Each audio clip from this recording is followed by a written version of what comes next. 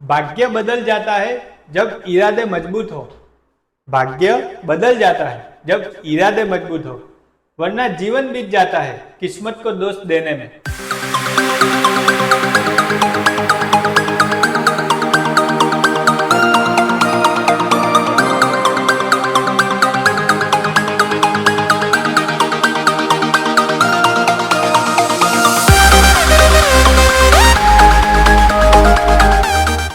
नमस्कार दोस्तों, मैं किशन मोदी, मेरे YouTube चैनल फेम स्टॉक में आप सभी का स्वागत है। आज मैं जिस स्टॉक के बारे में बात करने वाला हूँ वो स्टॉक पावर सेक्टर से जुड़ा स्टॉक है।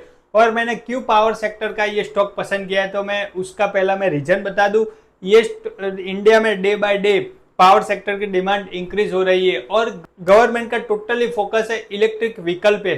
उसमें पैसेंजर व्हीकल और टू व्हीलर दोनों के लिए गवर्नमेंट सब्सिडी भी दे रही है और लगातार इलेक्ट्रिक व्हीकल का सेल भी इम्प्रूव हो रहा है।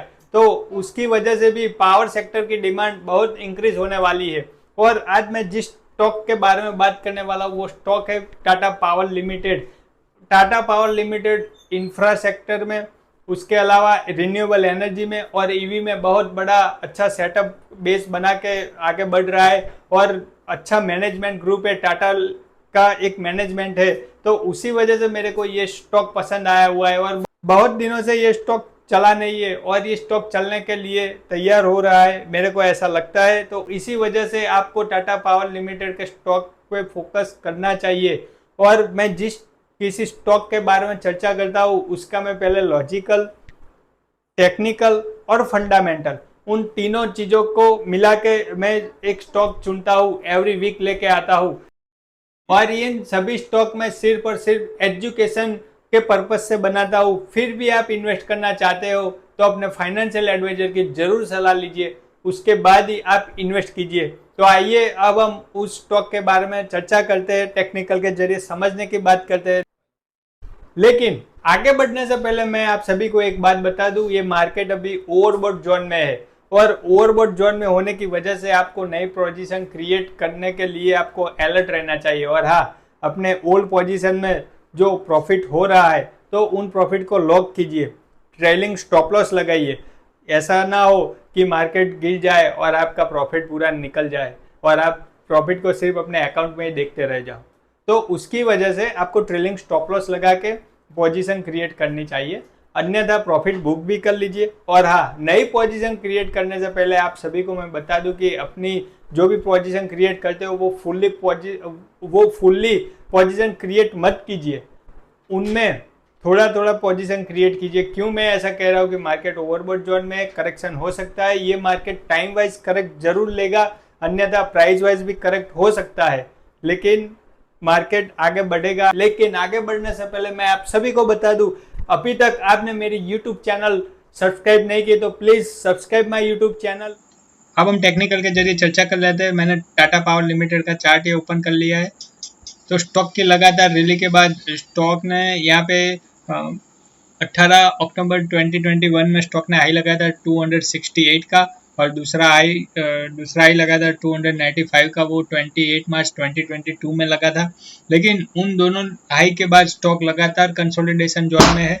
स्टॉक लगातार एक ही रेंज में यहाँ पे ट्रेड कर रहा है।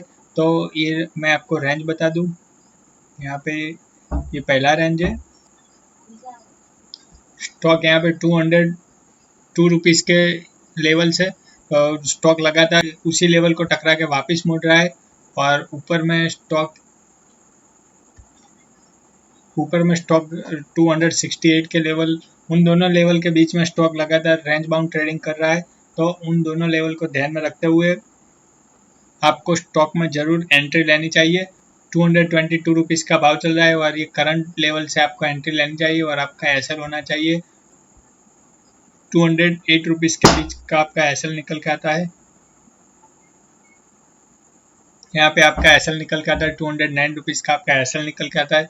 तो उन एसएल को ध्यान में रखते हुए स्टॉक में करंट मार्केट भाव है 222 रुपीज़ का, तो उन लेवल से आपको एंट्री लेनी चाहिए। स्टॉक का पहला टारगेट और वो फाइनल टारगेट मैं आपको बता देता हूँ। स्टॉक का फाइनल टारगेट 285 रुपीज़ का टारगेट ध्यान में रखते हुए आपको स्टॉक में जरूर एंट्री लेनी चाहिए, यानी कि डाउन साइड रिस्क है आपका ₹20 का, और अपसाइड आपकी अपसाइड बनती है ₹60 का, यानी कि ₹20 का आपका रिस्क है और ₹60 का आपका रिटर्न है। तो उन लेवल को ध्यान में रखते हुए आपको टाटा पावर के स्टॉक में जरूर एंट्री लेनी चाहिए। तो मैंने टेक्निकल के जरिए चर्चा कर ली, अब हम फंडामेंटल के जरिए भी कुछ समझ लेते हैं। टाटा पावर लिमिटेड का करंट मार्केट भाव ₹222 का, स्टॉक की मार्केट कैप है 71,060 करोड़ रुपीस की, स्टॉक की मार्केट कैप है, स्टॉक का पी मल्टीपल है ₹22 का, पिछले साल का डेट था 51,195 करोड़ रुपीस का डेट है,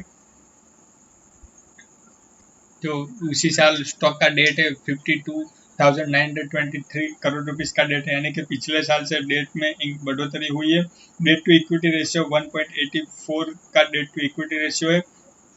हालांकि टाटा पावर का डेट ज़्यादा है, लेकिन कंपेयर टू अदर पीयर्स की हम बात कर ले तो उसके कंपेयर में कुछ डेट नेग्लिजिबल है, और ये टाटा का एक मैनेजमेंट भी अच्छा है, तो उसकी कुछ परेशानी की बात भी नहीं है। और स्टॉक का current price to book value की हम बात कर ले तो 2.47 का स्टॉक का current price to book value है। स्टॉक की क्वार्टर ऑन क्वार्टर रिजल्ट की हम बात कर ले तो स्टॉक लगातार अपने सेल्स में बढ़ोतरी हो रही है, और बॉटम लाइन में नेट प्रॉफिट की हम बात कर ले तो स्टॉक में नेट प्रॉफिट में लगातार इंक्रीज हो रहा है।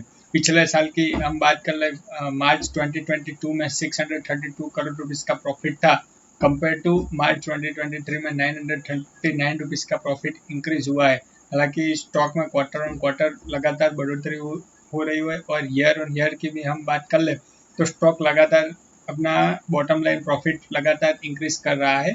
और मैं आपको बता दूं कि ये सेल ग्रोथ पिछले 3 ईयर में 24% के CAGR से बढ़ा है, लेकिन कंपेयर टू प्रॉफिट की हम बात कर ले तो पिछले 3 ईयर में टाटा पावर का प्रॉफिट ग्रोथ 133% के CAGR से बढ़ा है। ये बहुत ही इम्पोर्टेंट साइन है टाटा पावर के स्टॉक को सिलेक्ट करने का। और स्टॉक के प्राइस के CAGR की भी बात कर ले तो पिछले 3 ईयर में 73% के CAGR से बढ़ा है। हालांकि पावर सेक्टर की डिमांड इंक्रीज हो रही है, और ये उसका बेनिफिट टाटा पावर को बहुत अच्छा मिल रहा है, ये आपको डेटा के जरिए पता चल सकता है।